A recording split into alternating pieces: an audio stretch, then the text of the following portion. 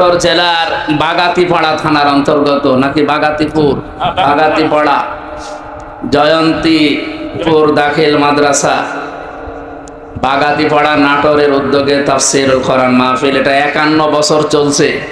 আমার বাবার বয়স 51 বছর একাধারে এখানে কোরআনের কথা যারা বলেছেন, যারা বলিয়েছেন, যাদের মাধ্যমে আল্লাহ সবাইকে যেন মাফ করে দেন। এটা মাদ্রাসার মাহফিল না?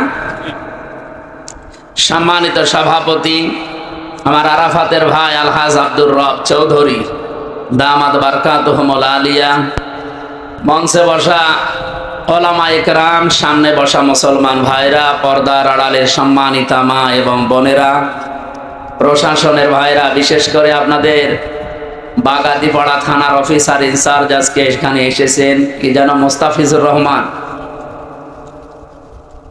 প্রশাসনের যে ভাইগুলো আজকে দায়িত্ব পালন করছেন, নিজেদের বাবা মা, আত্মীয় স্বজন, ভাই বোন, সন্তানাদি সব ছেড়ে দিয়ে বাংলার বিভিন্ন প্রান্তে তারা দায়িত্বে আছে। এই অফিসারের বাড়ি কোথায়? সে চাঁপাইনবাবগঞ্জের কানসাট এলাকায়। আরো যারা দায়িত্বে আছে তারা বিভিন্ন জেলার, এই জেলার একজনও তো এই জেলায় দায়িত্বে দেবে না সরকার। চিন্তা করেন, নিজেদের সব ছেড়ে বাংলার বিভিন্ন প্রান্তে এরা দায়িত্বে আছে জনগণের জান মাল ইজ্জত আবরু হেফাজতের জন্য। নবীজি জানিয়েছেন 2টা চোখ আল্লাহ জাহান্নামে দেবে না। তার 1 নম্বরে এই প্রশাসনে যারা আছে, মানুষের সম্পদ আদি হেফাজতের জন্য যারা রাত জেগে থাকে।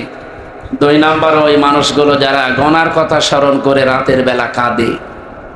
এখানে আমরা 2 প্রকার মানুষই আছে। ওনারা আছে রাতের বেলা গনার কথা স্মরণ করে কাঁদা মানুষও আছে, আছে না? সুতরাং এই 2 প্রকার মানুষের ওসিলায় আজকের অনুষ্ঠান যেন আল্লাহ কবুল করে। যদিও এই সম্মানিত বাহিনী, আমি প্রশাসনে যারা চাকরি করেন এটা শুধুমাত্র চাকরি মনে করি না, এটা একটা ইবাদত, এটা বিশাল ইবাদত। কিন্তু জালেমরা এই ইবাদতটাকে কলঙ্কিত করে ফেলেছিল, বিশেষ করে 15.5 বছরে। ওরা দলীয় কর্মী হিসাবে প্রশাসনকে ব্যবহার করে এমন নিচে নামিয়েছে। এই যে নাটোরের সাবেক এসপি মারুফ সাহেব, কি যেন নাম, মারুফ না? কিছুদিন আগে এখান থেকে দিনাজপুরে গেছি, আমি ওনার সাথে সাক্ষাতে ছিলাম। কিছুদিন আগে এসেছিলাম এখানে, উনি যখন এসপি ছিলেন নাটোরে। উনি আমারে বলছিলেন, আবু সাইদ যেভাবে বুক পেতে দিয়েছে, এই জায়গায় প্রশাসন গুলি না করলেও পারত। ওকে বুক পেতে দিয়েছে, সে গুলি করেন এই বই মনে করি। ও বিশ্বাস নিয়েছিল যে অন্তত প্রশাসন আমাকে গুলি করবে না। তো যারা গুলি করেছিল এরা তো আর প্রশাসন ছিল না, ছিল না, এরা সব দলীয় বাহিনী হিসাবে ব্যবহার হচ্ছিল। এই একটা জালেমা মহিলাকে টিকিয়ে রাখার জন্যে এদের পোশাকটা পর্যন্ত এখন জাতির কাছে কলঙ্কিত। কি হয়েছে? শয়তানগুলো তো সব পালিয়েছে, মাঝখান থেকে এই সাধারণ যারা সিপাহী আছে এরা বিপদে পড়ে গেছে। আমার বাড়ির নিচতলায় কুষ্টিয়াতে ভাড়া ছিল 2 জন এসআই। ওরা গুলি করেছে কি আমি জানি না, কিন্তু এই যে 9 মাস হয়ে গেল, এ ফেরেশতারা যে কনে আছে আমিও জানি না, আল্লাহ জানে কিনা। বলেন, আমি এই যে ঘরে তালা লাগানো, ভাড়া যে দেব এই 9 মাস, তাদের মোবাইলও তো বন্ধ, খুঁজেও পাই না। অথচ তাদের বাড়ি হয়তো কোনো দূর জেলায়। এখন সে কি যাবে, সে দূর জেলায়, সে দিনাজপুরে বাড়ি, কোথায় কার পঞ্চগড়ে বাড়ি, এত দূর থেকে তার বাড়ি আমি চিনি, তার কাছে চাবি নিয়ে আসতে যেতেই তো আমার আরো 2000 টাকা খরচ হবে। এই একটা ঝামেলায় আছে। ম্যাডাম রে বললাম যে ও বাড়িওয়ালার স্ত্রীকে কল দেন, ওর বউ আল্লাহ রাস্তায় গেছে। কি একটা বিপদে ফেলে দিল তাদেরকে। আজকে যারা প্রশাসনের দায়িত্ব নিয়ে মাহফিল শৃঙ্খলার দায়িত্বে যারা আছেন, আল্লাহ রাব্বুল আলামিন তাদের ইজ্জত আবরু সেভাবে তারা হেফাজত করো জনগণের, তাদেরকে যেন আল্লাহ সর্বোচ্চ হেফাজতে রাখেন। দল মত জাতি বর্ণ ধর্ম নির্বিশেষে আজকের এই অনুষ্ঠান, এটা কি দলীয় অনুষ্ঠান নাকি? না, কোরআনের অনুষ্ঠান। হাযা বায়ানুল লিন্নাস হুদাল লিন্নাস।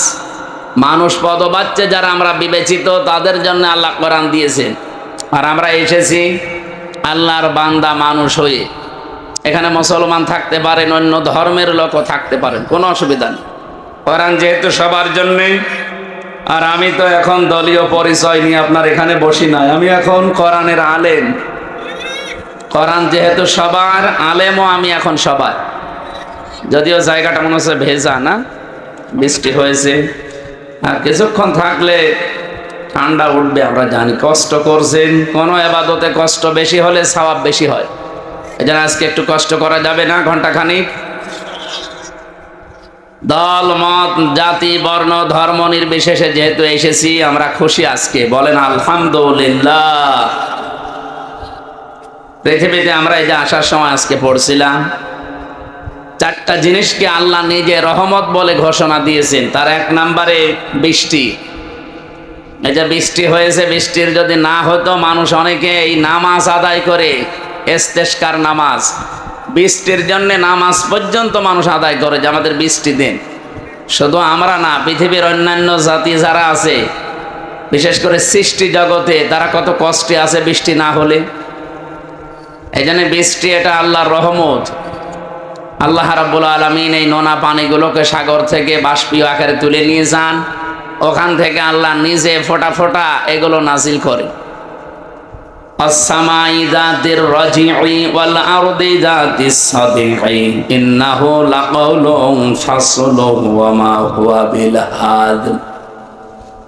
আল্লাহ পাক বলেন, আকাশের কসম যে পানি ধারণ করে আছে, এত লক্ষ লক্ষ গ্যালন গ্যালন পানি আকাশ ধারণ করে আছে, যদি ছেড়ে দিত একবার, তামাম দুনিয়া সাগর হয়ে যেত। জমিনের কসম যে জমিন এই পানিকে, বৃষ্টিকে শোষণ করে নেয়। আকাশ যদি বলতো না, আমি এ বৃষ্টি আমার বুকে রাখবো না, জমিন যদি বলতো আমার পেটে আমি এই পানি নিতে পারবো না, তামাম দুনিয়ায় আমরা বাস করতে পারতাম। আল্লাহর তো কিচ্ছু লাগতো না, শুধুমাত্র বৃষ্টি দিয়ে আমাদের শেষ করে দিত। এই জন্য আল্লাহর সাথে পাল্লা দিয়েছে, পারা যায় না, এখনই পাচ্ছে। 108টা না 12টা মেশিন লাগিয়েছে, সর্বোচ্চ প্রযুক্তির। শুধু পানি না, এ দাবানল বন্ধ করার জন্য তারা অলরেডি ঔষধ স্প্রে, তাও পৃথিবীর সবচাইতে দামি স্প্রে যেটা, এটা ছিটাচ্ছে। কিন্তু আগুন তো আর হামসা লাগায়নি, আগুন লাগিয়েছে কে? যত পানি দেয়, ঔষধ দেয়, আগুন তত বাড়তেছে। ওদের আজ বিশ্ব রোড পর্যন্ত বন্ধ হয়ে গেছে। এটা আজকে 12:30টার খবর। ওদের বিশ্ব রোড এখন বন্ধ করে দিয়েছে, মেন রাস্তা ন্যাশনাল হাইওয়ে যেটা, এটা অলরেডি বন্ধ। জেরুজালেমে যাওয়ার পথ আল্লাহ বন্ধ করে দিয়েছে। কত শিশুর কন্দন আমি শুনেছি, ওই ছোট ছোট মাসুম বাচ্চারা। আমার বাবার নাম রিয়াজউদ্দিন, আমার এই শরীরে সর্বোচ্চ রক্ত আছে রিয়াজের। বলেন বলেন, ফিলিস্তিনের ওই বাচ্চাদের শরীরে রিয়াজের রক্ত না, এ চৌধুরীর রক্ত না, ওই বাচ্চাদের শরীরে হযরতে দাউদ আলাইহিস সালাম, হযরতে সুলাইমান নবীর রক্ত প্রবাহমান।